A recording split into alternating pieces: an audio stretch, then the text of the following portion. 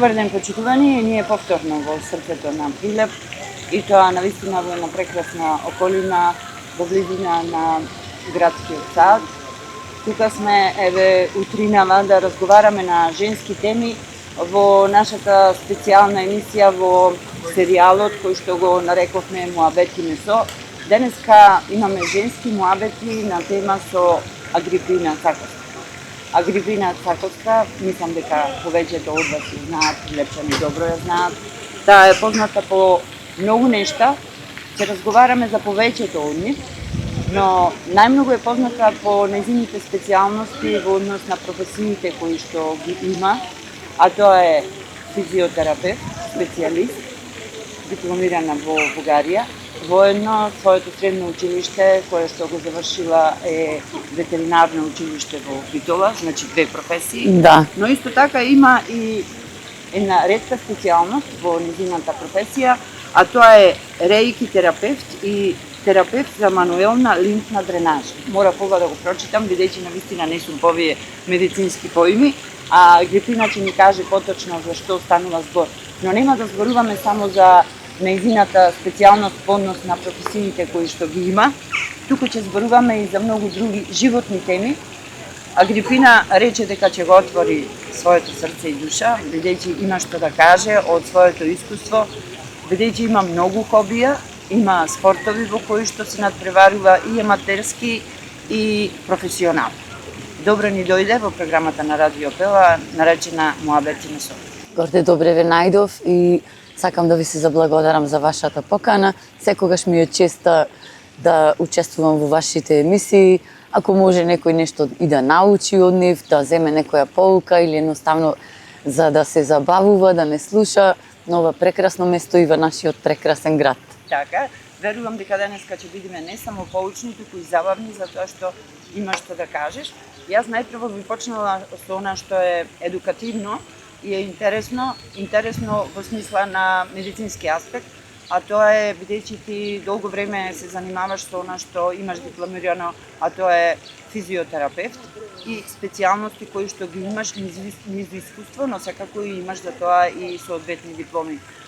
Ајде, бидејќи не знаев поимот да го кажам што значи, да ни кажеш што точно значи реики терапевт.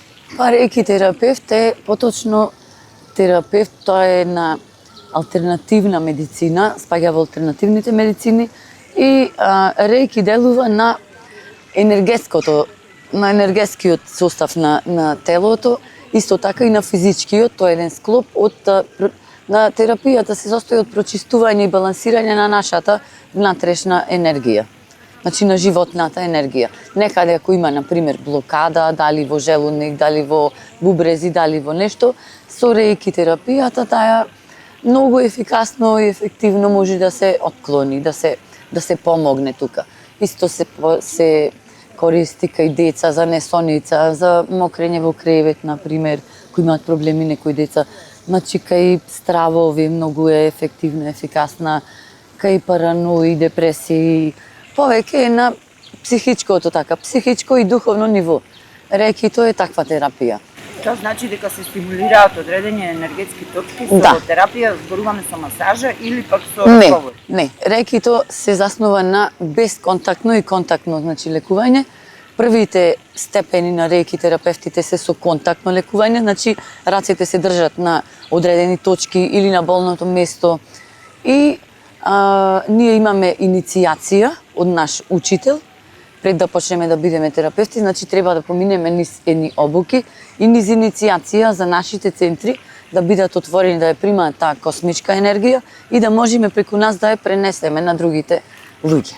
И другите повисоки нива се безконтактни или телепатски. Тука веќе треба повеќе искуство, повеќе курсови да имаш завршени, на други иницијации се оди.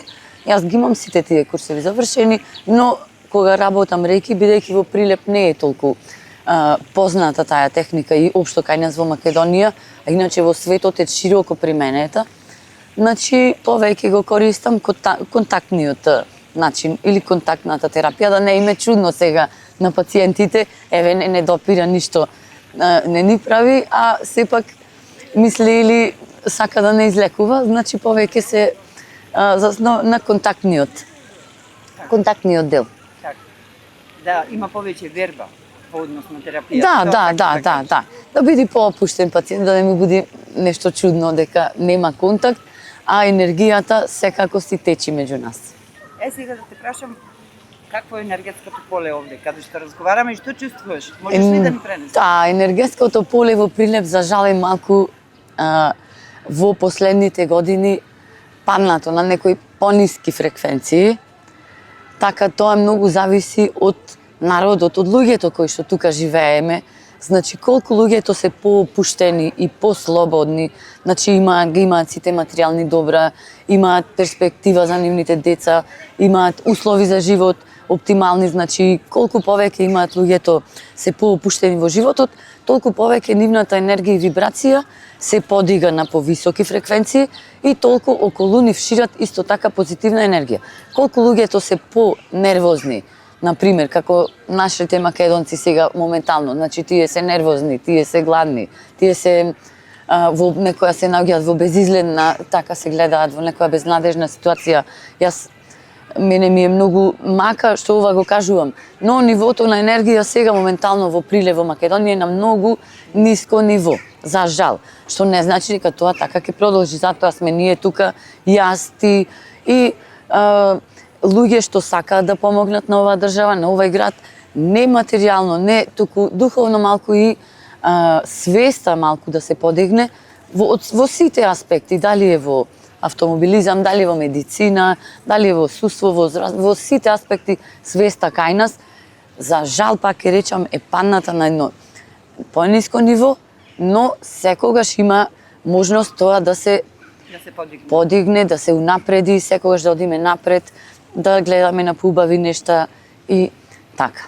Во однос на овие теми ќе поразговараме подоцна во разговорот, но она што сакам да те запрашам, аз сум имала и лично искуство, бидејќи ти си многу ефикасна во однос на физиотерапијата што ја правиш, а особено масажите што се поврзани со лимфниот систем кај луѓето и навистина тоа е нешто што во моментов недостига кај нас во Прилеп, не само во Прилеп, туку и во Македонија. Дали вакви специјалисти во Македонија има доволно, мислам, поева специјалност и сама рече тоа е еден вид на алтернативна медицина, но дали спаѓа во алтернативна медицина? Лимфната дренажа, и што може да се лекува? Како може да се лекува човек што има проблем со лимфниот систем? Да, лимфната дренажа веќе се спаѓа во класичната физиотерапија и тоа е една гранка што се занимава само со лимфниот систем, тоест со нашиот прочистителен систем или заштитен систем на нашиот организам. И сега тука, еве, например, јас и на друго едно интервју ова исто го имам кажано, тоа е нешто најбитно што треба да се знае, дека после операција, пример земам, или после скршеница, или после, да речеме, кај женските, после операција на градата или на репродуктивниот систем, тука се вадат одреден број на лимфни јазли. Значи, колку што треба, толку докторите мора да ги извадат да не дојде до проширување на болест. И сега кога лимфните јазли се извадени, тука се доаѓа до еден застој на лимфата и се јавуваат така наречени едеми или отоци.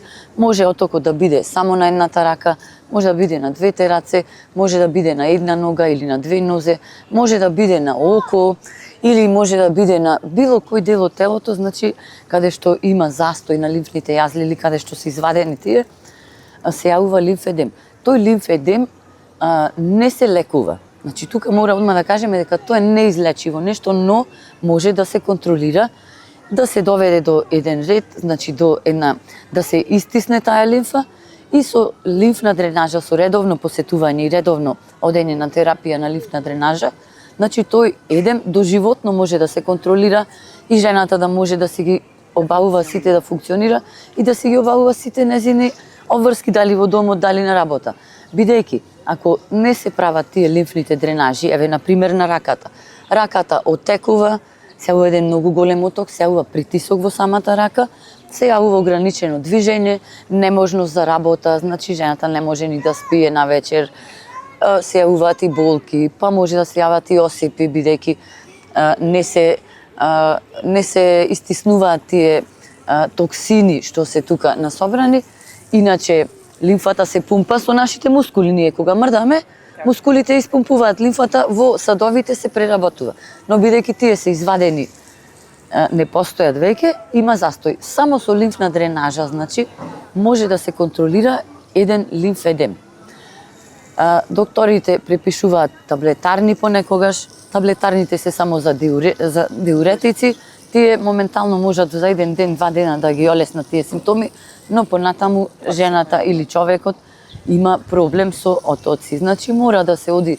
Исто јас имам една порака овде и за докторите, за хирурзите поготово, и за онколозите во Македонија. Значи, ве молам да препорачувате на вашите пациентки на кои што им се извадени или градите или дел, на кои што им се извадени лимфни садови. Значи, ве молам, вие како медицински лица, како онколози, хирурзи и доктори, препорачувајте лимфна дренажа, бидејќи моите пациенти кога идат кај мене, тие разбрале од другарка од Германија, од сестра од Австралија, од комшивка што се вратила од Шведска. Значи, секаде го има тој начин на терапија, само кај нас во Македонија го нема. И мене ми е многу мака, бидејќи моите пациенти нема од каде да се запознаат. Докторите треба, лекарите, да им кажат дека постои таква техника, дека треба да побараат, не мора кај мене да дојдат. Има и други лимфни терапевти. Лани отворија центар во Скопје, прв пат во Македонија за лимфедем. Значи, било каде да се обратат на стручно лице, за да можат луѓето постоперативно нормално да си функционираат и да не им дојде до поголеми компликации. Значи, ова е еден апел до лекарите да препорачуваат лимфна дренажа како мануелна техника. Таа е многу специфична, значи не може секој да ја работи, се работи по шема, си има одреден број на зафати, си има одредени техники на зафати, нема допирна точка со класичната масажа никаква, а сепак се работи со раце, се ослободува дел од лимфниот систем и потоа се ослободува постепено делот кој што е зафатен со лимфедемот.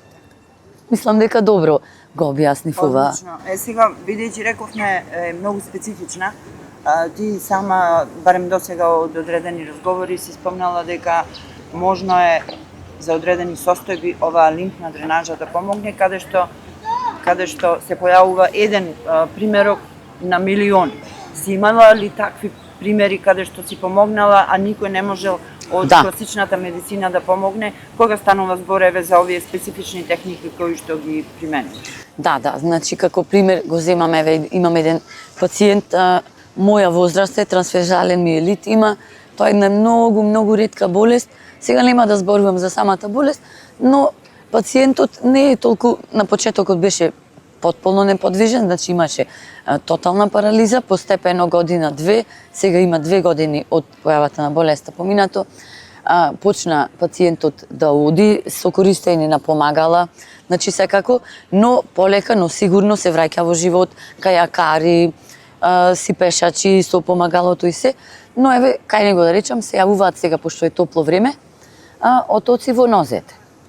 Сега, бидејќи неговата мускулатура не е 100% во функција како нашата, кај него има застој, еве не се извадени лимфните јазли, но сепак има застој. Или кај пациенти што се полуинвалиди или што се во седечка состојба поради самото топло време, нормално е кога нозете или кога стојат надолу да се јават тие отоци. Значи тие отоци не можат освен со лимфна дренажа со ништо друго да се санираат. Лимфната дренажа за тие отоци е мајка. Значи толку му се олеснува на пациентите од таа дренажа што не можам да ви кажам. Викаат дека како 5 кила товар од нив да излегува после таа лимфна дренажа. Се ослободува мускулатурата од притисокот, се ослободуваат нервите, кожата исто е под голем притисок кога има оток под неа и се намалува движењето, ограничени се и чувствуваат како бомба да има во нив, како темпирана бомба пред експлозија. Кога ќе се направи таа лимфна дренажа и одма се чувствуваат пациентите полесни, поспособни, така да многу е дренажата ефективна и ефикасна кај многу различни заболувања. Лјупина, во однос на специјалностите твои толку, ако има нешто повторно додека разговараме, може би ќе те запрашам за тоа што навистина ова е и апел што го даде е многу важно за луѓето да знаат, Прилепчани и цела македонска јавност, затоа што не достигаат такви специјалисти. Може би ги има, но не се информирани луѓето да можат да се јават. Битно е луѓето да бидат информирани дека постои не е лек, туку постои некој начин тој едем да го стават во контрола и да можат нормално да си ги извршуваат нивните, да си живеат нормално, да не биде да ги боли раката или ногата или да имаат ограничувања во секојдневниот живот. Значи има решение, не е лек, нема да се излекува 100% да не се повторува, но секако дека ќе се контролира во текот на нивниот живот и ќе си бидат како нормални, да се чувствуваат нормално. Се знаеме многу од поодамна, ти си навистина многу активна личност, воедно за пошироката јавност ти си самохрана мајка, девојка која што останала без своите родители многу рано и практично својот животен пат си го насочила онака како што си сакала ти, значи по твој избор, си ја избрала професијата по свој избор, но воедно имаш и одредени хобија, би рекла, и забава, но и спортови кои што сама ги избираш, а кои што го надополнуваат она што човекот секогаш треба да го има, а тоа е духовното богатство. Би сакала да проговориме околу сите тие твои ангажмани што си ги имала досега и ќе ги имаш и понатаму, бидејќи познавајќи те твојот темперамент и личност, како функционираш, не верувам дека за скоро време ќе станеш многу вака стабилна и домајчинка. Започна со параглайдинг. Си учествувала на пливачки маратон. Воедно си дел од една моторџиска група. Не знам уште колку спортови има. Ајде да започнеме со она што започна ти, тоа е еден маратон кој што си ги имала во младите денови. Картинг, уствари. Со картинг. Да. Од секогаш имам љубов за поекстремните спортови, значи екстремноста е моје второ име, да не речам. Но ме привлекуваат адреналинските спортови од секогаш и така имав една возможност 98 година да бидам повикана, бидејќи многу убаво возев уште од мала. Од 15 години возам автомобил, од моја 15-та година, мојот дедо беше инструктор по вожња и тој така ме внесе во автомобилизмот, исто беше љубител на коли, ми ја пренесе неговата љубов некако за коли, за мотори, за се што е побрзо движење и имав една прилика да учествувам за прв пат како жена, значи за прв пат девојка учествуваше на картинг надпревар што се одржа во Скопје во 98 година. Но за жал тогаш не може да продолжам бидејќи ми се случи една семејна трагедија и не продолжи со картингот. Тоа беше единствен надпревар на кој што бев од многу машка конкуренција и тогаш уште излегов петта. Значи имав петтата позиција што ми беше огромна гордост и задоволство бидејќи во цела машка конкуренција пак бев една од првите по брзина и по спретност, да речам. Тука застанав со картингот, не продолжив, но понатака со една моја другарка, еве да ја поздравам, Дафина Богеска, и таа е многу добра спортистка, прилепчанка и жена борец. Значи со незе се договоривме да пливаме на Охридскиот маратон. Исто беше 99-та, мислам така нешто, или 98-9-та година, сега не држете точно за збор, тие години цело лето се спремавме на нашиот градски базен, таму ни овозможија тренинзи бесплатни, па имавме и спонзори некои, да бидеме исто облечени, така, и учествувавме, но јас ја скршив ногата непосредно пред маратонот и излегов последна од сите учесници. Но учествуваш? Учествував, секако дека учествував, не се откажав во ни еден момент. Александар Маленко беше тогаш во подем, тој беше прв, а Агрипина Цаковска беше последна на маратонот, но секогаш е битно да се учествува, не е битно да се земе прво, второ или трето место, битно е да се учествува во нештото и секако да се негува тој спортски дух кај сите. Но не застана тука? Значи... Не застанав тука, бидејќи во Прилеп немаме затворен базен, за жал кои што ни го ветуваат, еве, 20-30 години ни го ветуваат, еве, уште го чекаме Прилепчан, јас најмногу го чекам затворениот базен, бидејќи тој ќе ни помогне и во спортот, и во медицината и рехабилитацијата. Значи, немаме тука се уште, како што реков, и разбрав дека има параглайдинг клуб, Делта клуб беше тогаш, Делта параглайдинг клуб во Прилеп, и посакав да видам како е да се лета со параглайдер, значи во вода имаш една слобода, во кола си брз, ама сега горе да видам како е на небото. И така ми организираа тандем лет во Крушево. Златко Цветковски ми беше тандем исто инструктор и тандем пилот. Уште од првите моменти мене ми беше страв претходно од висина, но ми кажа дека ако сакаш да го победиш стравот, пробај тандем да леташ со нас. И јас сакам да ги победувам стравовите, значи не сакам чувство на страв од ништо да имам. И така тоа ми беше едно специфично чувство на страв. И летнав тандем. Уште во воздух јас се договорив дека од другиот ден одам на обука во Делта клуб. Ја почнав обуката, таа траеше 3-4 месеци, зависи условите, така се погодија да биде есен, па ја чекавме зимата, па напролет веќе почнав сама да летам и тоа беше 2000 година. И од 2000 година се дури не забременив, си бев активна во параглайдинг клубот наш, одевме на надпревари. Јас некогаш учествував, некогаш не, почесто не учествував во надпреварите, бидејќи сакав да си летам слободно, да си бидам релаксирана. И така овде организиравме, исто така уште организира клубот многу добри светски надпревари, бидејќи Крушево е еден од подобрите термични терени во Европа. Тука се организираат многу првенства, дали европски и во моментов има, да ги поздравам сите летачи, моите колеги и да им посакам мирни ветрови и успех на надпреварите и успех во организацијата. Така организиравме многу светски надпревари, многу балкански, регионални, во сите тие бевме сите вклучени во организација и тоа ми е еден период од животот каде што најмногу сум уживала во еден клуб, бидејќи таму бев прифатена, сите бевме прифатени како браќа, сестри. Јас бев многу мала и бев како нивно дете, уствари секаде ме носеа толку љубов, чувствува во тој клуб. Значи како дома, кога припаѓаш на некој спортски клуб, се чувствуваш како да си дома. Значи тие се твоите луѓе, дали си во неволја, дали си среќен, се со нив споделуваш, значи имате некои заеднички животни мемории што никогаш нема да се заборават, имате што да им раскажувате на вашите деца, па дај Боже на нашите внуци понатака, дека со спортот се може да се стекнат огромни пријателства, значи доживотно кои траат.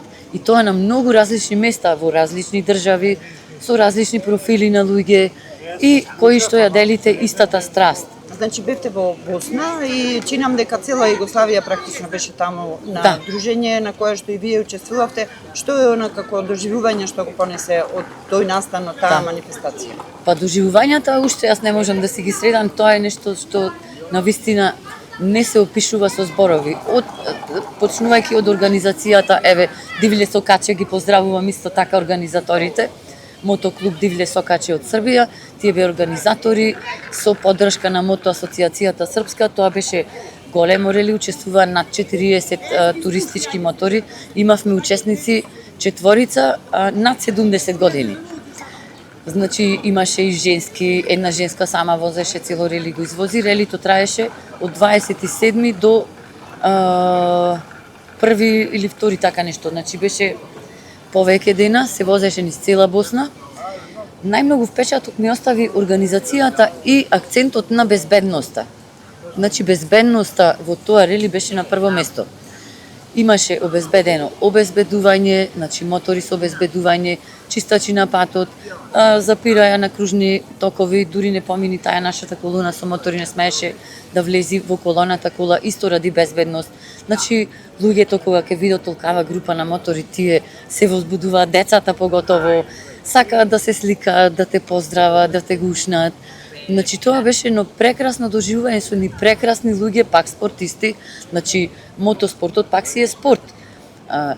И тука пак се гледа таја сплотеност меѓу тие спортисти. Еве ќе ги земам за пример моторџиите, бидејќи тие се една андерграунд култура кај нас и во светот, што уште ги негуваат тие вредности како што се братство, единство, помош, без разлика на години, на возраст, на пол, на нација, без разлика на држава, на припадност, верска или рели, ништо не интересира или не ги интересира. Кога си спортист, ти си спортист. Значи, тебе ти е важно, ако некој се најде во некоја неволја, безрезервно да му помогнеш, ако се најдеш на некоја спортска забава, безрезервно да се уклучиш со позитивна енергија, така да се живее на принцип љубов и само љубов и разбирање, респект меѓу луѓето. И fair play, јас би рекла, бидејќи тоа е Да. најважното во секој спорт и пак оно што го спомна на почетокот за пливањето, за учеството на Да. маратонот, не е важно кое место си освоил,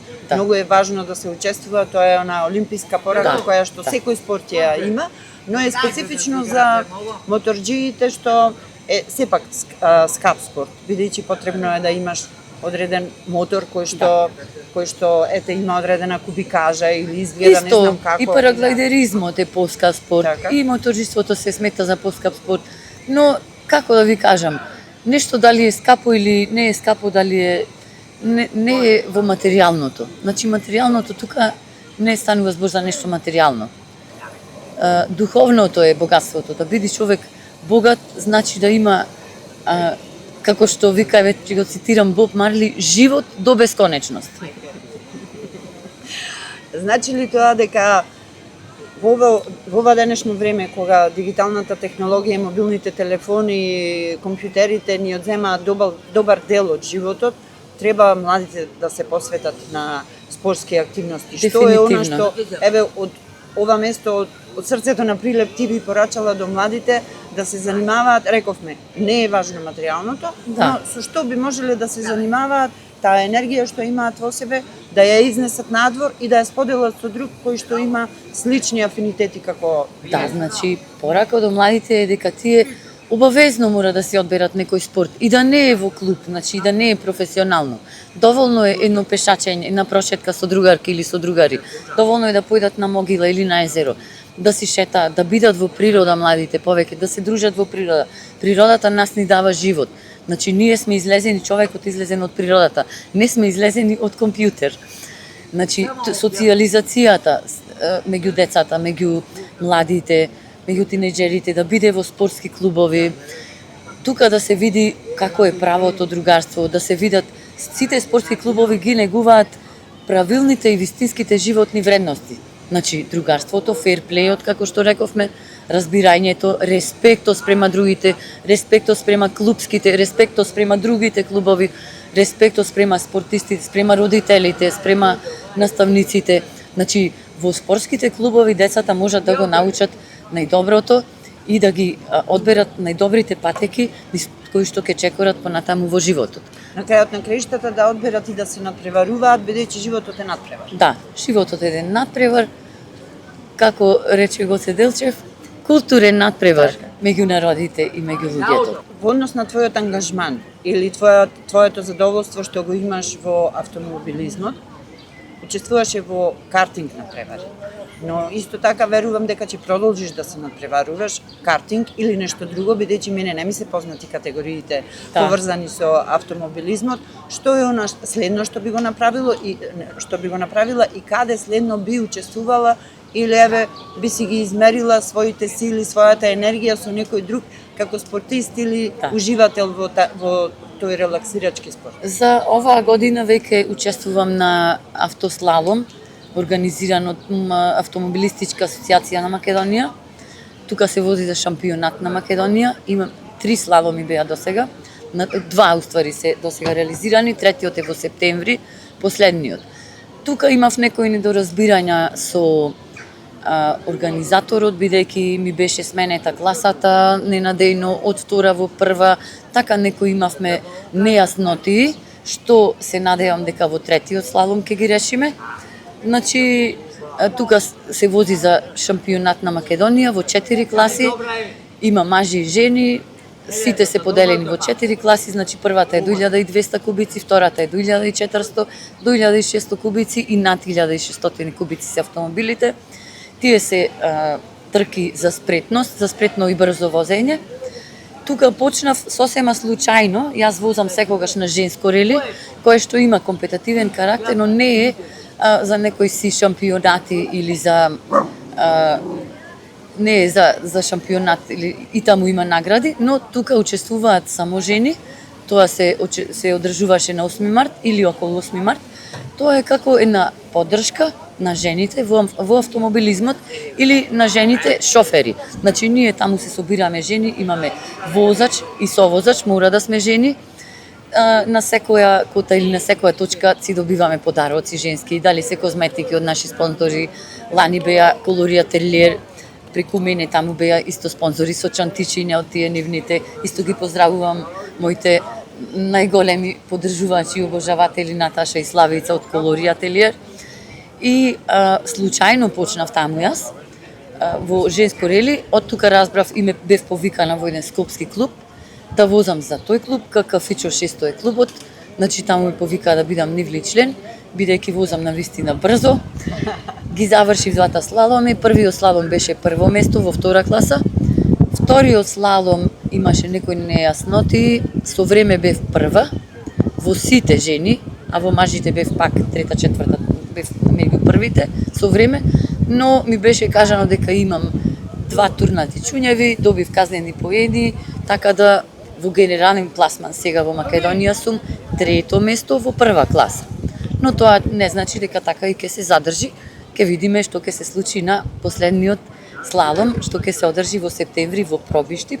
И еве ги повикувам сите прилепчани да дојдат и да ме поддржат на тој последен слалом за шампионат на Македонија. Значи, план ми е понатака, бидејќи во овој слалом сега некако мене ми се кратки стазите, мене лично не ми одговараат тие стази од 20-30 секунди возење.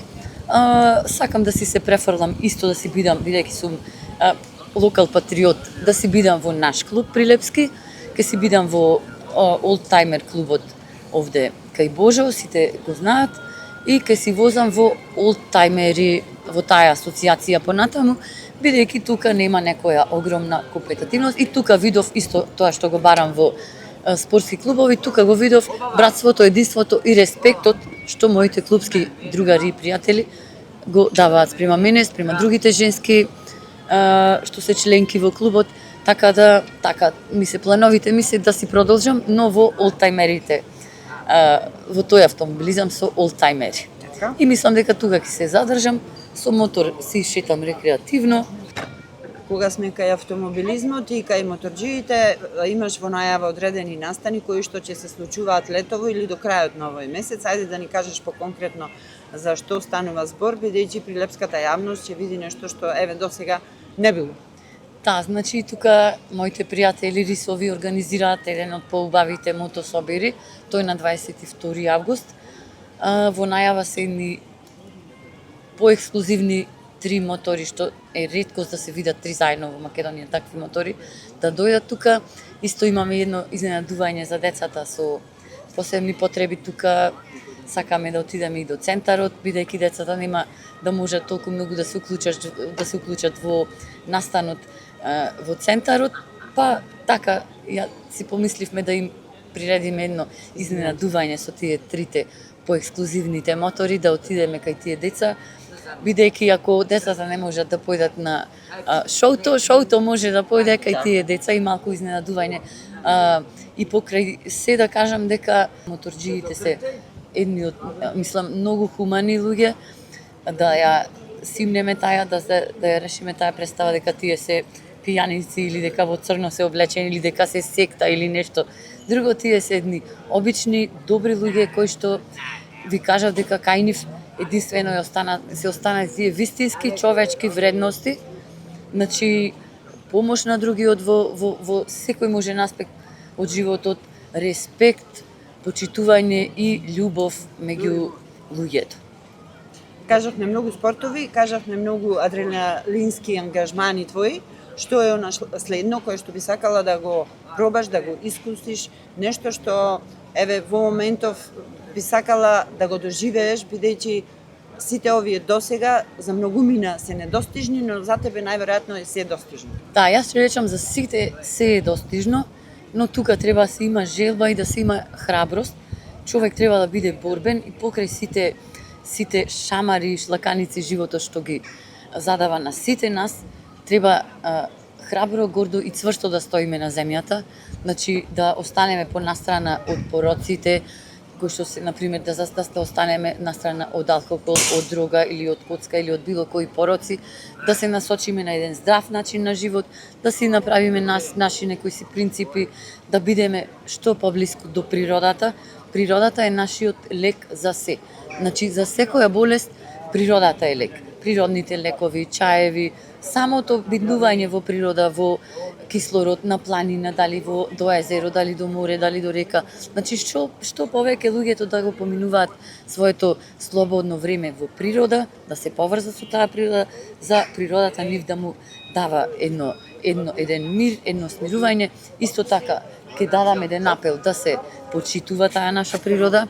Овде сум огорчена јас од еколошката некултура на нашите прилепчани и на нашите македонци, бидејќи еве сега најновото искуство од Босна ми е дека секаде каде што одевме ние поминавме повеќе од 15 града, значи цела Босна ја поминавме, сите реки, планини, езера, водопади, се поминавме на тоа моторели.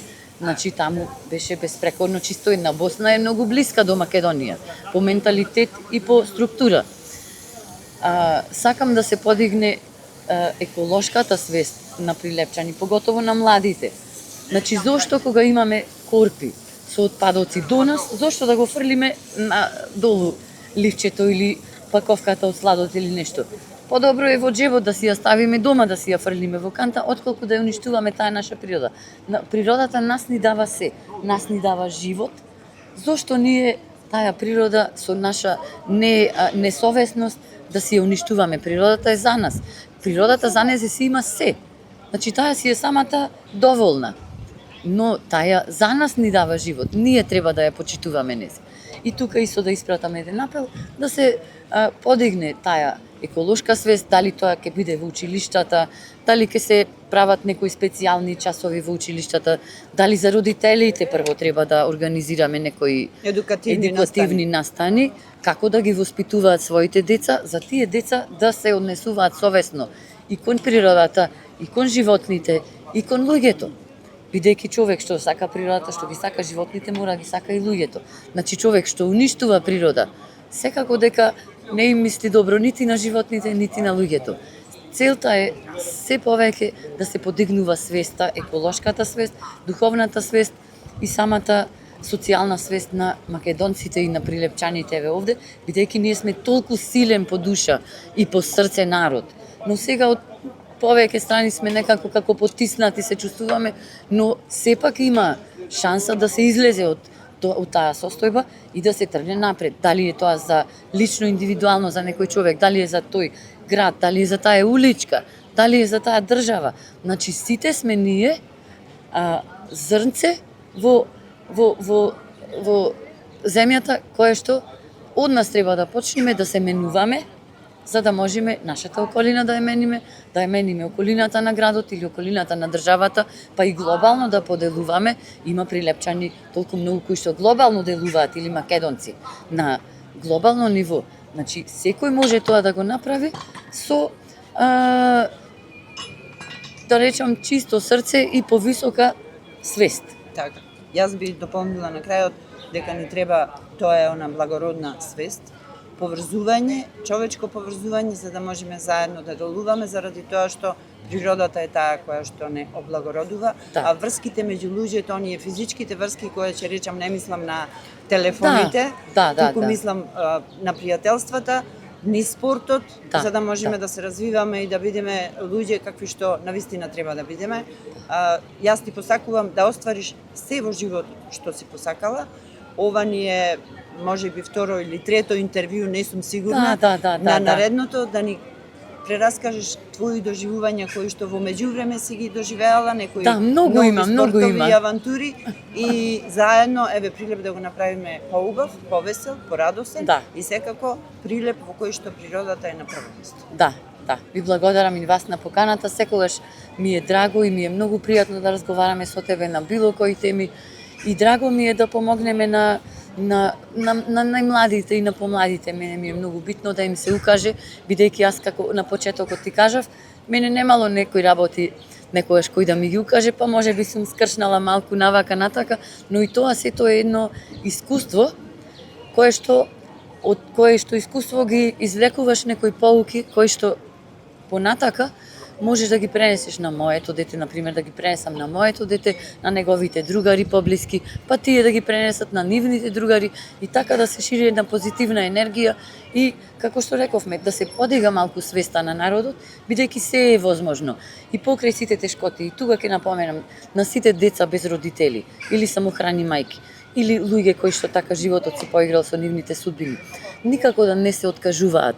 Секогаш да веруваат во себе си, секогаш да веруваат во љубовта, во позитивната енергија, да внимаваат со кого ги делат нивните работи, со кого остваруваат контакти или со кого другаруваат, бидејќи тоа е многу важно. Важно е да се одберат вистинските другари и пријатели, кои што во животот само ќе те туркаат нагоре, а нема да те турнат надолу. Така да, тоа е пораката на младите. Спортувајте, дружете се, одете во природа, ќе ви се отворат едни други перспективи, отколку да седите дома на телефон. Во се си има нешто интересно, но природата е таа која што го прави човекот да биде човек и му помага.